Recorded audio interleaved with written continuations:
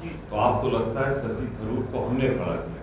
उनके लिए कोई नहीं आ रहा है। अरे भाई मेरी बात तो सुने ना। अब आपको सवाल आपका स्पष्ट नहीं होगा तो मैं फंस जाऊंगा ना। तो मैं सवाल स्पष्ट करा लूँ, आपको लगता है कि मेरे जैसे किसी आदमी ने या मेरी पार्टी शशि थरूर को इसलिए खड़ा किया गया कि चुनाव दिखे? नेहरू परिवार ने खड़ा किया ताकि लगे कि चुनाव है। मैं आपके इस आरोप का दृढ़ता से खंडन करता हूँ कि नेहरू परिवार ने किसी को खड़ा किया, और चूंकि आप शशि थरूर से मिले नहीं हैं इसलिए ऐसी बात कह रहे हैं। दूसरी बात मैं ये कह रहा हूँ कि ये चुनाव पूरी तरह निष्पक्ष स्वतंत्र हो रहा है, पर बात आपकी सही है थोड़ी सी, 50%। चुनाव तो एक तरफा, 99% अगर एक तरफा माना जाए तो है।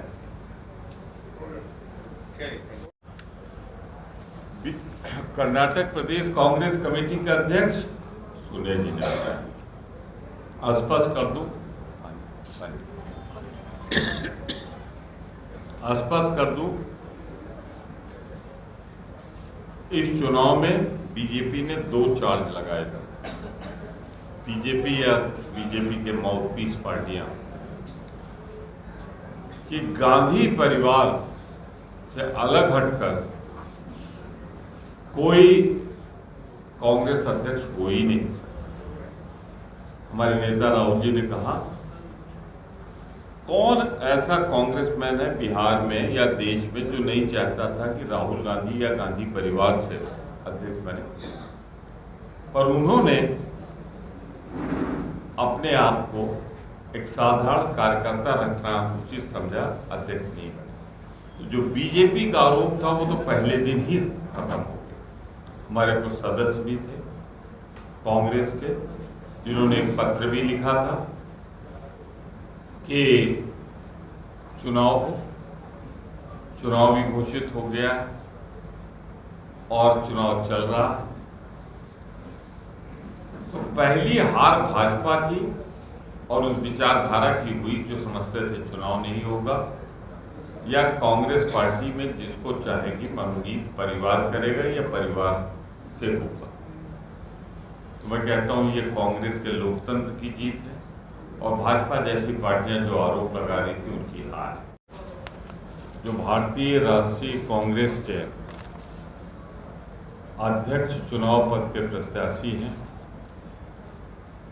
मैं उनका प्रस्तावक हूं और स्पष्ट कर दूं, चुनाव का, राज्य का नहीं, चुनाव का प्रभारी हूं बिहार, उत्तर प्रदेश, मध्य प्रदेश जैसे राज्यों का।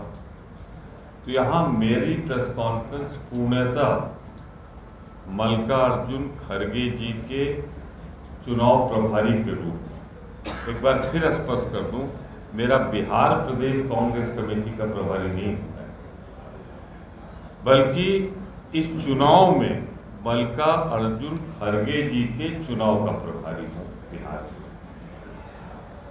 तो मैं ये कहना चाहता हूं कि इस हाल में देखें आप जो चित्र लगे, बिहार की धरती ने बहुत बहुत बड़ी हस्तियां दी। पहले राष्ट्रपति से कहानी शुरू होती है, जगजीवन राम जी केंद्र में, केदार पांडे जी, पूरी श्रृंखला है और खास तौर से कांग्रेस ने दिया। आप अगर भारतीय राष्ट्रीय कांग्रेस के अध्यक्षों के चित्र पर गौर करें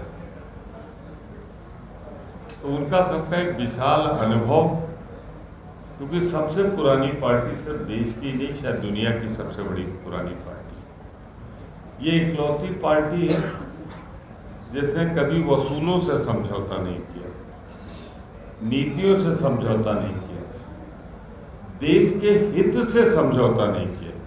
यही बेसिक डिफरेंस है भाजपा और कांग्रेस में, कि कांग्रेस के लिए देश हित सर्वोपरि है और भाजपा के लिए पार्टी हित सर्वोपरि है। हम अपनी पीड़ा सह सकते हैं लेकिन देश की नहीं। भाजपा पार्टी की पीड़ा नहीं सह सकती, चाहे उसके लिए देश को बांटना पड़े, तोड़ना पड़े या जो कुछ करना पड़े। तो ऐसे पार्टी के पद पर अध्यक्ष पद पर